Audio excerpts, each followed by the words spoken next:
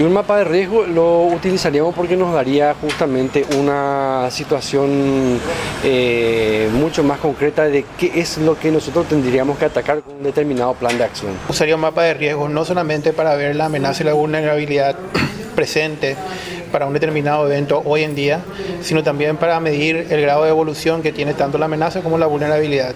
Y un mapa de riesgo para mí es para prevenir y poder ver cómo contrarrestar cualquier efecto adverso que se ve venir. En el caso de la empresa donde yo estoy y en el caso de la agricultura familiar, creo que en gran medida esa herramienta va a servir para zonificar mejor el cultivo del sésamo.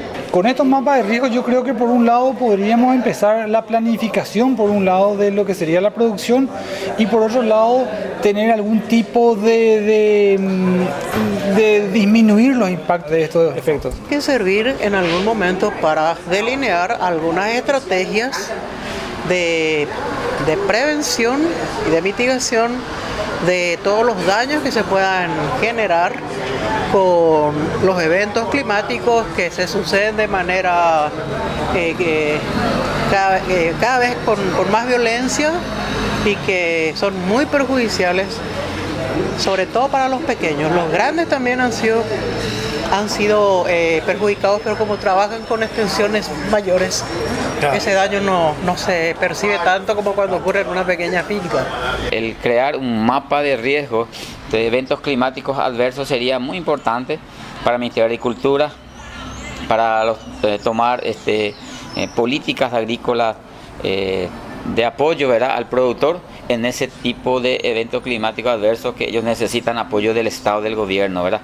Y eso te va a ayudar a tarificar un riesgo y a hacer coberturas más baratas donde corresponda y más caras donde corresponda. Hoy, con la ausencia de datos, se puede decir que pagan justo por pecadores porque vos tenés que poner una media para todo. A medida que tengas más información, y siempre es así en seguro, cuando hay más información vos podés ajustar más los costos.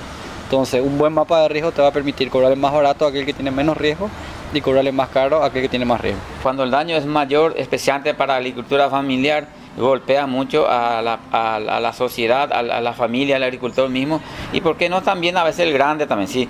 Si la pérdida es grande, también ellos lo sienten, y por otro lado el Estado deja de recaudar los impuestos a la exportación de valor agregado de los granos, especialmente soja, trigo, ¿verdad? Si bien el periodo de siembra de estos cultivos está bastante bien determinado, de repente nos puede ayudar a tener una visión un poco más amplia de la posibilidad de extender los periodos de cultivos de manera a que la fenología coincida con los requerimientos con las condiciones climáticas que se pronostican más. Lo que es mapas de riesgo a nosotros nos ayudaría muchísimo identificar las épocas vulnerables, las zonas vulnerables y cómo trabajar con eso. De hecho, yo había trabajado con mapas de riesgo, pero en agua y saneamiento. Ya habíamos evaluado lo que eran las inundaciones, sobre todo, qué zonas ellos no deberían usar para viviendas y para plantaciones. Una mejor zonificación, una mejor manera de establecer cuál sería la mejor época de siembra. Inclusive si hay que tener variedades de ciclos más cortos para escapar o jugar un poco con eso, o de ciclos más largos. Todas esas cosas falta por determinar. Y por otro lado, eso también va a ayudar, pues nosotros soñamos con que el pequeño productor tenga seguro agrícola. Para tarificar precios de una cobertura en una zona determinada. El mapa de riesgo lo que te va a permitir es a vos ver en cómo se evoluciona el cultivo y a medida que vos pasás en el tiempo, cuánto agrandás la probabilidad de ocurrencia de un evento. Entonces, para mí es importante tener un mapa de riesgo, ¿verdad?, para que aquella autoridad de turno mire y vea los antecedentes y pueda tomar, digamos, algún tipo de política de riesgo, a un tipo de política de inversión, de seguro agrícola o de ver invernaderos en lugares pequeños para el agricultor familiar, y por allí mitigar un poco, digamos, el efecto que ocasiona estos eventos climáticos adversos. Más que de mapas de riesgo, me gustaría hablar de gestión de riesgo, ¿verdad? Yo creo que para lo que es gestión de riesgo, los mapas son una herramienta que va a servir para orientar la asistencia técnica, la asistencia financiera, tanto a grandes productores como a pequeños, ¿verdad? Los más vulnerables siempre son los pequeños.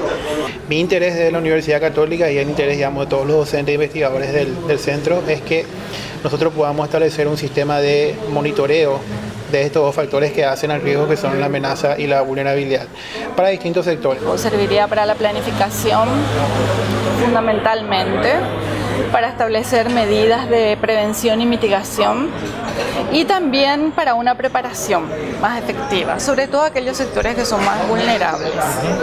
Y al mismo tiempo serviría sobre todo para el tema es un insumo muy importante para la formulación de políticas públicas, que es donde a nosotros nos interesa incidir. Acá en el contexto de este taller estamos hablando del sector agropecuario, pero también nosotros estamos interesados en otros sectores que obviamente están expuestos a estos factores.